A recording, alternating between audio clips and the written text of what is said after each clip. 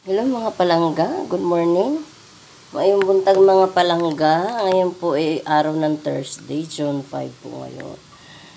So ang ating pong menu for today, our dish for today is giniling. Paano magluto ng giniling na baboy? Giniling na baboy po. Ito po yung tamang pagluluto. So igigisa muna ang patatas at saka carrots para hindi mapanis sa kaagad, hindi masisira kaagad. Ito po yung nagisa na, luto na. So, tatanggalin ko na po kasi luto na po ito. Una ko po itong ginisa. Kanina pa po ito, kaya tanggalin ko na po. Bago ko buksan ang aking video is naagisa na po ito. So, luto na po ito. Ilagay ko na po ito. Para sekreto yan mga palangga, para hindi mapanis po kaagad ang ulam. Unahin pagluto ang patatas tsaka carrots pag may gulay, kasi syempre ano to matubig to yan. So itabi muna ang patatas tsaka carrots after igisa. So ilalagay na po natin ang bawang sibuyas po. Yan, ilagay na po si bawang at saka sibuyas. Atin po yung halu-haluin hanggang medyo dumilaw na. So, kapiranggot na lang po ang mantika niya. Dagdagan ng kapiraso, baka manikit. Kapiraso lang kasi ang giniling po na baboy ay may mantika na pong sarili yan. Kaya konting mantika lang po ang ilalagay. Ito po ang ating napakasarap, masustansya na ground pork. Pagluto, tamang pagluluto. So mahalaga at importante kapag magluto ka, may halong pagmamahal para sumarap lalo yan. At tamang timpla po. Timplahan ng mabuti para masarap, mabilis maubos at kakainin kaagad ng mga anak. Yan, ngayon po ay araw ng Huwebes, June 5, 2025. So good vibes lang mga palangga. Lagi po natin iisipin na kahit gaano tayo kapagod, kabisi, ay laging i-relax lang natin ang sarili.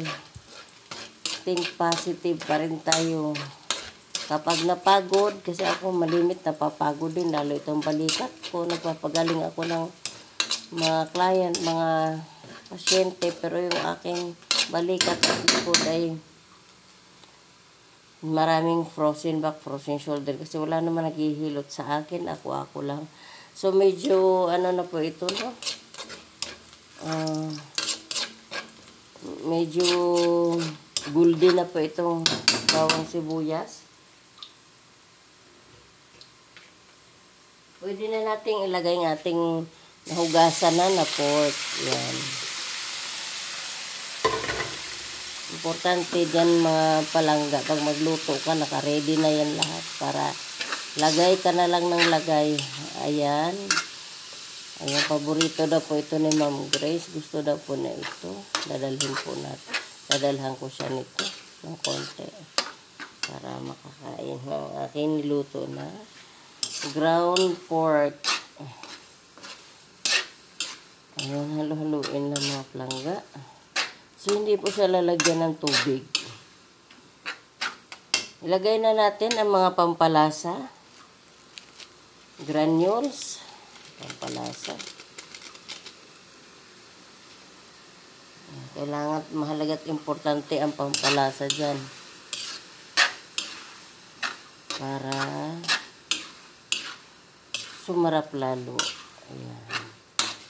Halu-haluin lang yung mga palangga.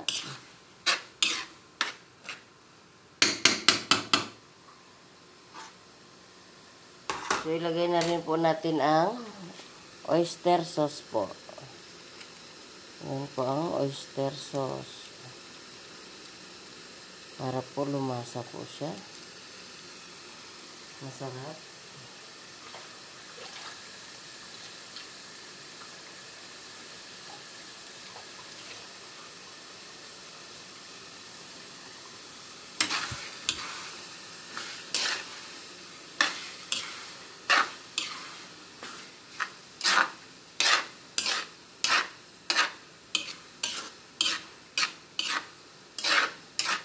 Ito na mga palangga. So, nagmamantika po siya. Pwede po natin siyang bawasan. Itlong langga.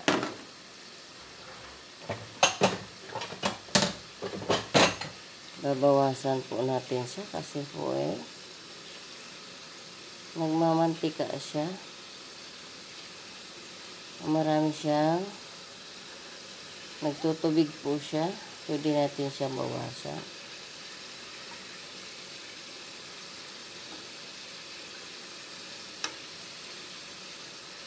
Para po hindi matubig o mamantika ang ating niluto.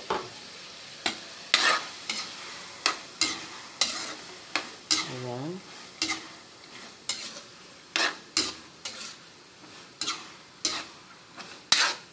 Yung mga palangga. Nalagyan na natin yun ng granules at saka oyster sauce. Lagyan naman natin ng paminta po. Yan, okay lang po yan. Damihan ng paminta para gusto ko sa niluto. Medyo maanghang po. Ayan.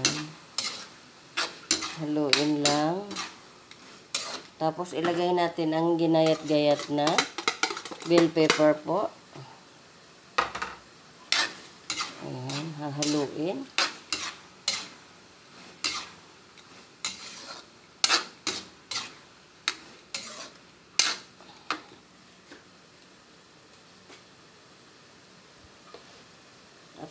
After ng bell pepper, pwede nating lagyan ng toyo. Ayan.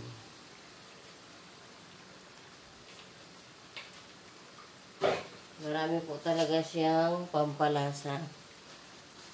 So, pwede na rin po natin lagyan ng raisins po. Ayan. Lagyan natin ang raisins.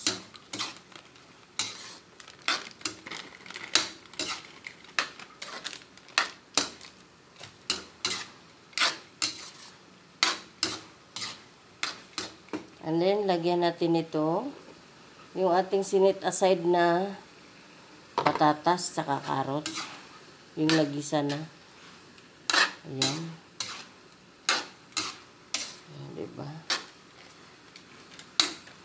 Ubusan natin ang raisins. Kasi yung ating ground pork, nasa 1 kilo po.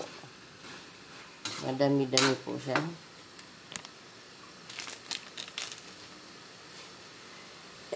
Nabahing na ako sa pamintang durog.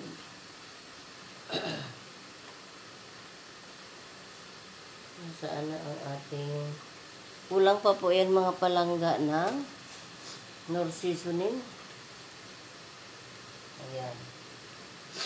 Ang ating biniling Knorr seasoning. Bubuksan natin.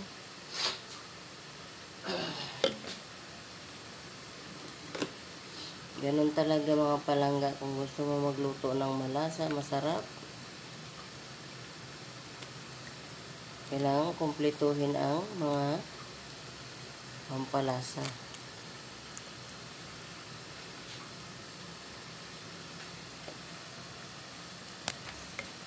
Yan. Bubuksan natin na ano bang meron doon sa bubungan.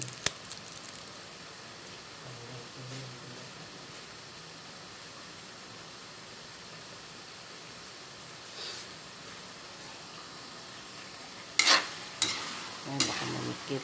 Manikip na manikip. Ayan. Haluin. Lagyan natin ng liquid seasoning, Knorr. Ayan.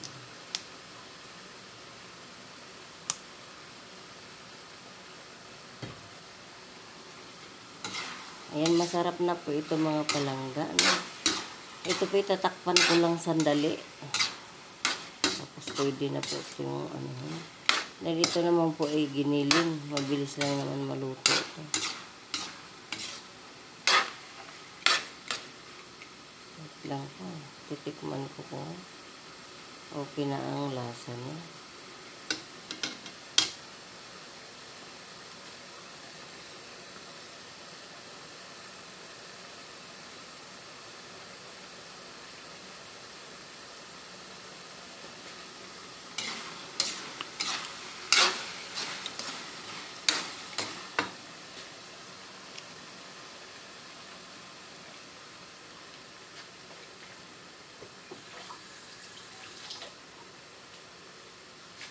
Okay na po ang lasa niya mga palangga. Babay na po. At ito itatakpan ko para maluto. Hindi pa naman natakpan eh. Tatakpan ko. Babay na po. Ito lang po aking video ngayon. Pang-upload sa Facebook. Babay na mga palangga. Good day po. So, lagi lang po natin kapag tayo mapagod, pwede po tayong huminga ng malalim. Tapos magpahinga. Tapos, tuloy-tuloy na naman ang buhay. Trabaho. Babay po.